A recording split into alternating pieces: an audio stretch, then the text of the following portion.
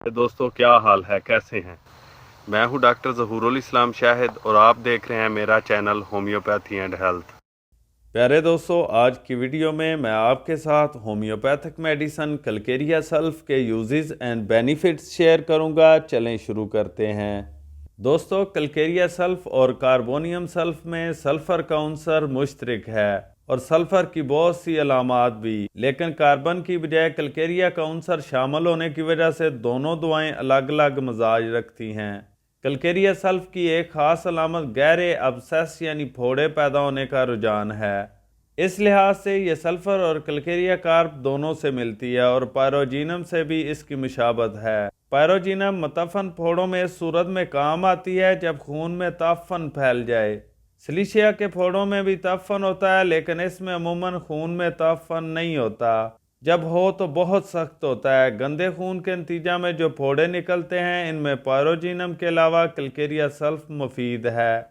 इसी तरह कैंसर का रुझान रखने वाले फोड़ों से भी इसका गहरा ताल्लुक है और कुछ ना कुछ फ़ायदा ज़रूर पहुंचाती है। वो कैंसर के जख्म जो जिल्द पर ज़ाहिर होकर नासूर बन जाते हैं और रिसने लगते हैं, इनमें भी मुफीद है। कलकेरिया सल्फ मिर्गी की बेहतरीन दवा बताई जाती है। इस ज़माने में मिर्गी की बीमारी में बहुत इजाफा हो गया है। इसकी कई वजूहात हो सकती हैं।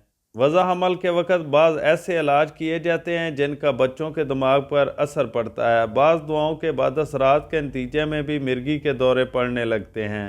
ऐसे बच्चों के लिए टकसाली के नुस्खों के अलावा ऐसी दवाएं ढूंढनी चाहिए जिनसे मिर्गी का मुकम्मल इलाज हो सके। कलकेरिया सल्फ के बारे में कहा जाता है कि इससे मिर्गी का कला कमा हो सकता है।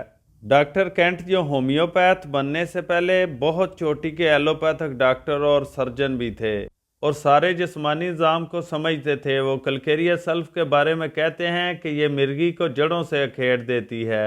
बाज़ का दिमाग में ट्यूमर की वजह से मिर्गी हो जाती है। दिमाग में चोट लगने की वजह से भी मिर्गी के दौरे पड़ने लगते हैं।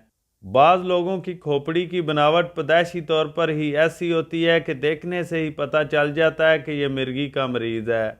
ऐसे मरीज़ के अंदर मुस्तकिल पैदाइशी नक्स होता है जिसका जड़ से खेड़ा जाना बज़ाहिर नामुमकिन है।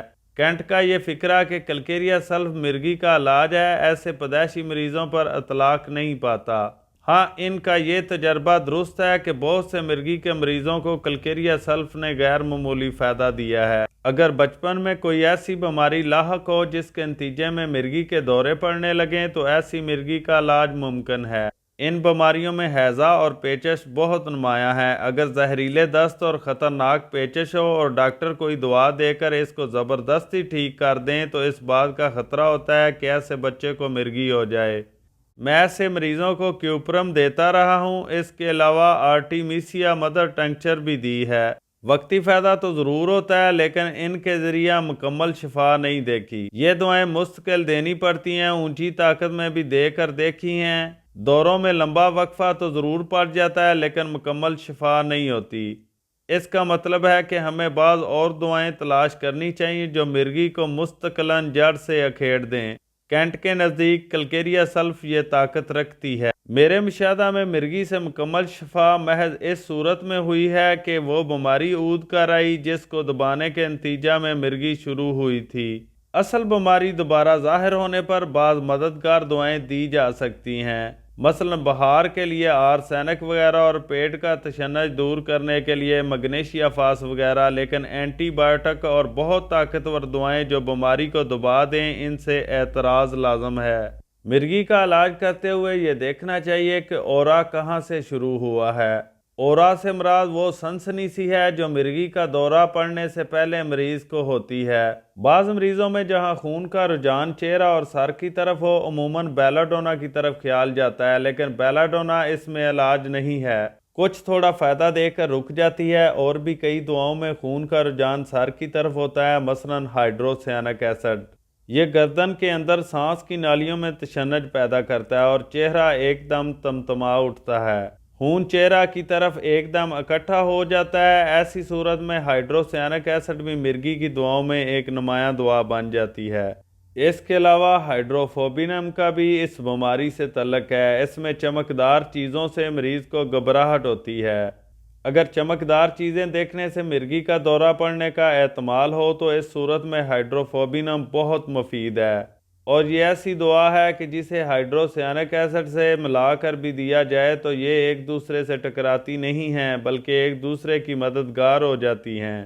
جس مریض کی مرگی ہومیوپیتھک دواؤں سے قابو میں نہ آئے اسے لازماً ایلوپیتھک طب کی طرف منتقل کر دینا چاہیے۔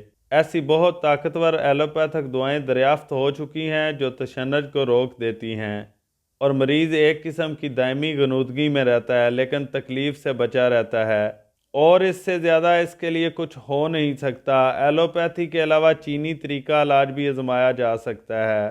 کلکیریا سلف عضلات کے کھچاؤ میں بھی بہت مفید دوا ہے۔ اگر طاقت سے بڑھ کر بوجھ اٹھا لیا جائے تو کمر پر بوجھ پڑ جاتا ہے۔ بعض دوسری دواؤں کے علاوہ کلکیریا سلف بھی اس میں مفید دوا ثابت ہو سکتی ہے، لیکن اس کا صرف کمر کے عضلات سے نہیں بلکہ سارے جسم کے عضلات سے تعلق ہے۔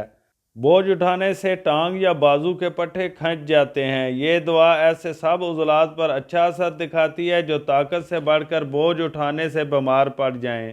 اگر چہرہ پر خون کا دباؤ بہت زیادہ ہو جائے اور شدید تشنج پیدا ہو اور تشنجی رجحان صرف چہرہ پر ہی نہیں بلکہ جسم کے مختلف اعضاء میں بھی پایا جائے، چھاتی، بازو، ٹانگ یا سر میں بھی اچانک خون کا دباؤ اور جکڑنے کا احساس ہو تو کلکیریا سلف بھی علامتیں ملنے پر بہت مؤثر ثابت ہو سکتی ہے۔ ہڈیوں کی دردوں میں بھی مفید ہے۔ گلینڈز کی سوزش اور عضلات کے پھڑکنے میں بھی کلکیریا سلف کام آتی ہے، خصوصاً اگر چہرے کے اعصاب پھڑکنے لگیں۔ کمزور اعصاب کے مریضوں میں ذہنی دباؤ ہو اور عضلات ذہنی دباؤ کی وجہ سے پھڑکنے لگیں تو اس مرض میں کلکیریا سلف کے علاوہ گیریکس اور کالی فاس بھی مفید ہیں۔ مریض کی تکلیف کھڑے ہونے سے بڑھتی ہے۔ بعض دفعہ وہ عورتیں جو کھڑے ہو کر کھانا وغیرہ بناتی ہیں ان میں یہ علامت نمایاں طور پر پائی جاتی ہے۔ کلکیریا سلف میں شروع میں تو چلنے سے مریض کو آرام آتا ہے، لیکن چلنے کے بعد جب خون گردش میں آتا ہے اور ٹانگیں گرم ہو جاتی ہیں تو اس کی تکالیف بڑھ جاتی ہیں۔ کلکیریا سلف کا مریض عموماً اندیشوں کی حالت میں صبح آنکھ کھولتا ہے۔ یہ علامت کلکیریا سلف کی دوسری علامتوں کے ساتھ مل کر اسے یقینی بنا دیتی ہے۔ ذہنی محنت سے دماغ جلد تھک جائے یا چکر آنے لگیں یا چکر کے ساتھ مرگی سے مشابہ دورے پڑنے لگیں تو بھی کلکیریا سلف مؤثر ثابت ہو سکتی ہے۔ آنکھوں کی بیماریوں میں اگر چیزیں دو دو نظر آنے لگیں اور روشنی آنکھوں میں چبھے تو اس دعا کو یاد رکھیں۔ بڑی عمر میں کانوں میں ہر طرح کی آوازیں آنے لگیں تو بھی یہ دعا مفید ہے۔ کلکیریا سلف میں مستقل جاری نزلہ ہوتا ہے جو آ کر ٹھہر جاتا ہے اور اندرونی جھلیوں کو گلا دیتا ہے۔ ایسے مستقل نزلاتی مریض بہت تکلیف دہ زندگی گزارتے ہیں۔ اگر دیگر علامتیں ملتی ہوں تو اس بیماری کے لیے یہ تیز بہدف دعا ثابت ہوتی ہے۔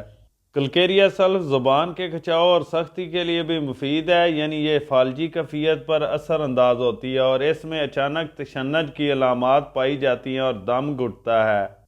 اس قسم کی گھٹن کا مزاج ہیپرسل میں ملتا ہے۔ سانس کی نالی میں گھٹن اور تنگی کا احساس اور نزلہ کے بعد مستقل خراش باقی رہ جاتی ہے جس کی وجہ سے معمولی ہوا اندر جانے سے یا بولنے سے بھی سانس گھٹتا ہے۔ اگر تشخیص درست ہو تو کلکیریا سلف گردے کی پرانی سوزش میں بھی مفید ہے۔ کلکیریا سلف میں کسی ایک جگہ گرمی محسوس نہیں ہوتی بلکہ سارے جسم کو گرم کپڑا اوڑھنے سے اور بستر کی گرمی سے گھبراہٹ ہوتی ہے۔ کلکیریا سلف جس کی مزاجی دعا ہوگی اس کے دمے اور کان کی تکلیفوں میں بھی فائدہ دے گی۔ اسی طرح جس شخص کی یہ مزاجی دعا ہوگی اس کے ملیریا کے کلا کما کے لیے بھی یہ بہت کافی ہے۔ اس تعلق میں اس کی صرف یہ علامت بیان کی گئی ہے کہ بہار کے آغاز میں سردی پاؤں سے شروع ہوتی ہے، لیکن بہت سی دوسری دعاؤں میں بھی یہی علامت پائی جاتی ہے، اس لیے صرف اسی علامت سے کلکیریا سلف کی شناخت نہیں ہو سکتی۔ علامات کی تمیز کرنے کے لیے دیگر علامتوں کو بھی دیکھنا ہوگا۔ کلکیریا سلف کی ایک خاص علامت یہ ہے کہ آنکھوں سے زرد رنگ کی گاڑھی رطوبت خارج ہوتی ہے، نظر دھندلا جاتی ہے اور اکثر چیزیں صرف آدھی نظر آنے لگتی ہیں۔ کان سے بھی خون کی آمیزش کے ساتھ رطوبت نکلتی ہے، ناک سے بھی نزلہ میں زردی مائل مواد خارج ہوتا ہے، گلے میں درد اور زرد رنگ کی بلغم کا اخراج ہوتا ہے۔ اسی طرح اسہال میں بھی پیپ کی طرح کا چکنا مواد نکلتا ہے جس میں بسا اوقات خون کی آمیزش بھی ہوتی ہے۔ کلکیریا سلف میں خارش بھی ہوتی ہے، زخموں سے پیپ نکلتی ہے اور یہ زخم جلد مندمل نہیں ہوتے، پیلے رنگ کے کھرنڈ بن جاتے ہیں۔ بالوں کی جڑوں میں سخت سے دانے بنتے ہیں جن میں خارش ہوتی ہے اور جلد خون نکل آتا ہے۔ بچوں کے خشک اگزیما میں بھی کلکیریا سلف کی یہی علامت ہے۔